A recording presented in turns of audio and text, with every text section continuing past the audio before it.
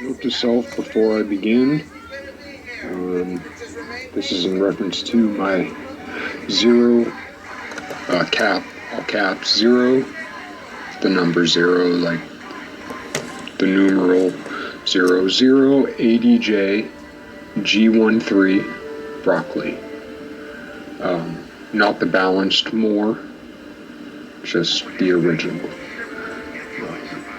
The greenish yellow and purple original image, which would likely be my 050 if I'm to animate this, which I probably will. Once again, just note to self before I start talking about this image.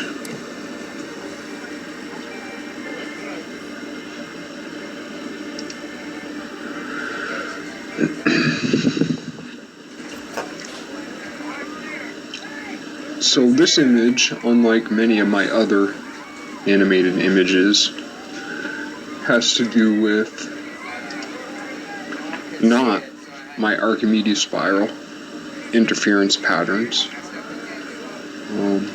but interference patterns derived from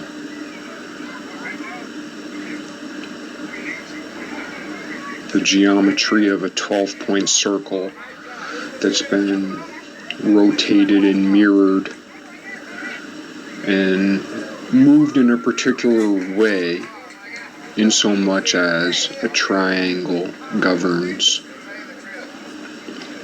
a 12-point circle, which is a special case of a 9-point circle, or vice versa.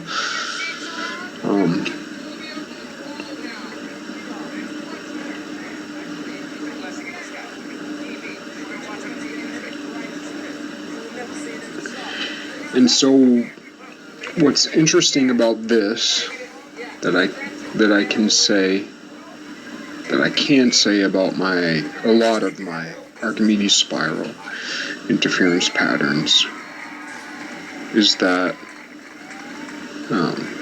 some of my Archimedes spiral interference pattern constructions deal a lot more with choice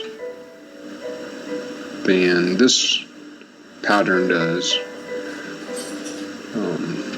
because I've not incorporated sliding into this image, nor have I incorporated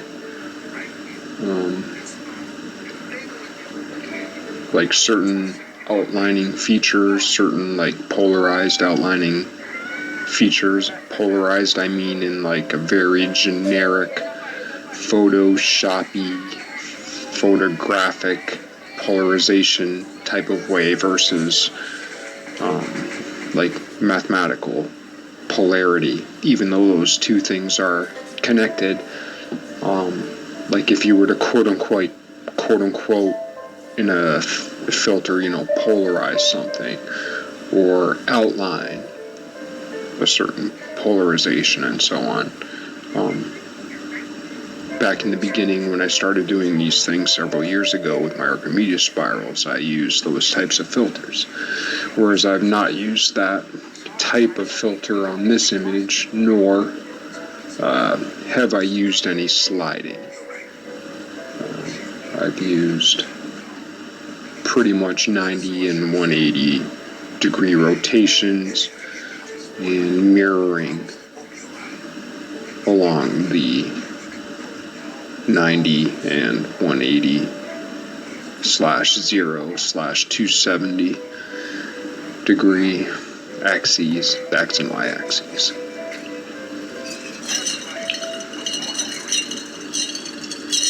Along with sliding, I have a bop boom EA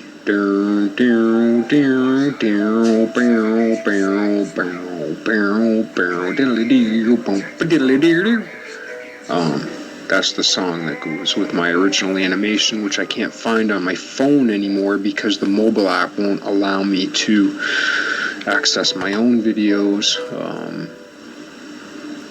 below a certain date. And I've not used a computer with my channel for years. But anyway, it's in there somewhere, and then also all my Marjorie animations are related to this as well, but this gave a particularly strong delineation or discernment of the secondary geometric forms. I consider them frieze-like. I consider them 2.5 dimensional forms, though they might be 5-dimensional forms, but they don't really seem to be 6-dimensional or 3-dimensional, but nor are they 2 or 4. So I think somewhere in the vicinity of 2.5 or 5-dimensional. Secondary geometric forms would be the skeletal, fossil-like, anthropological, archaeological forms derived or produced from the interference patterns of the movements.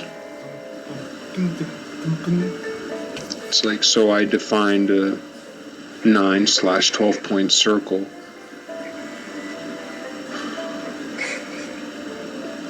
over 16 frames with a movement of 1 vertices of the triangle defining that circle, mirrored it, basically.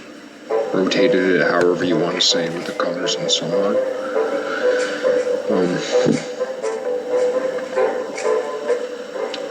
And this is what I've come to, and with the color animation, which I've yet to do, but I'm assuming I will do, it describes the form in a little bit different of a way. It describes the charge distribution and the charge distribution over time in a different way, possibly, or at least a toy model of a distribution of charge over a skeletal form. With the passage of time, whether that passage is constant or logarithmic or however it may be. But this is a deeply rational geometric form in comparison to much of what we see in like mathematical graphs and so on. And I'm not saying it's rational. I think, and I'm very suspicious of Thoth, but I think that this speaks in a richer way to math as it is than the math that I learned in school. I do believe that this is still wrong, but I do believe it's a better version of wrong.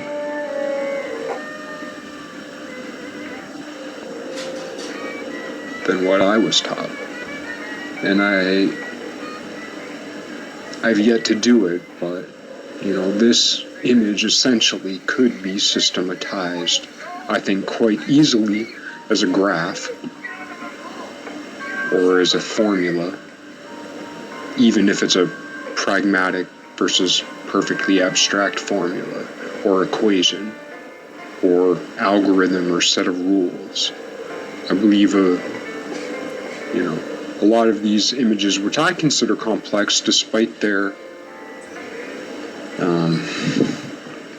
it doesn't rise to the level of the imagery of the day. However, it's imagery that came about from a secondary process versus a primary process. Yet, or rather, it's an image that came about from a secondary process related to a primary process versus a false primary process informing a secondary process which illustrates the false primary process. Not to say that that false primary process isn't impressive, which is to say basically CGI as we know it, not necessarily as it is, but as we know it.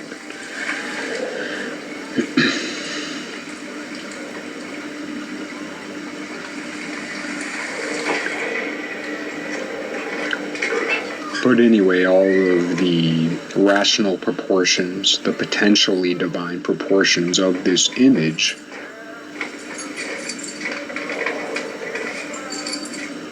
speak to the concept of external mind.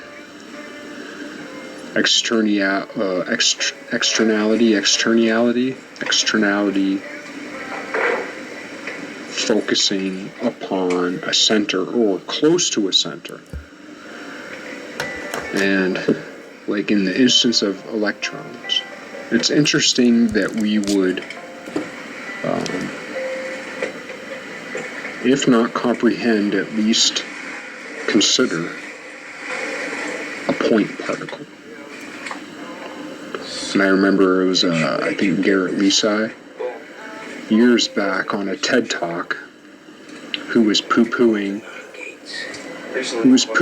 string theory, which I love.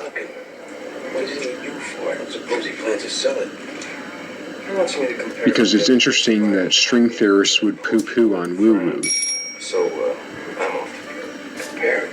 But to a large extent, much of woo-woo is just the math we don't know, where we failed to abstract correctly far enough.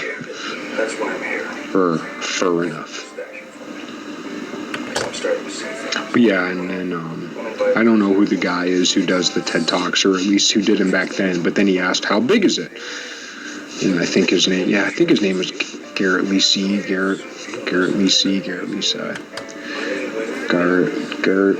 Anyway, said, well, it's a point particle. I found it funny that, yeah, whatever, point. So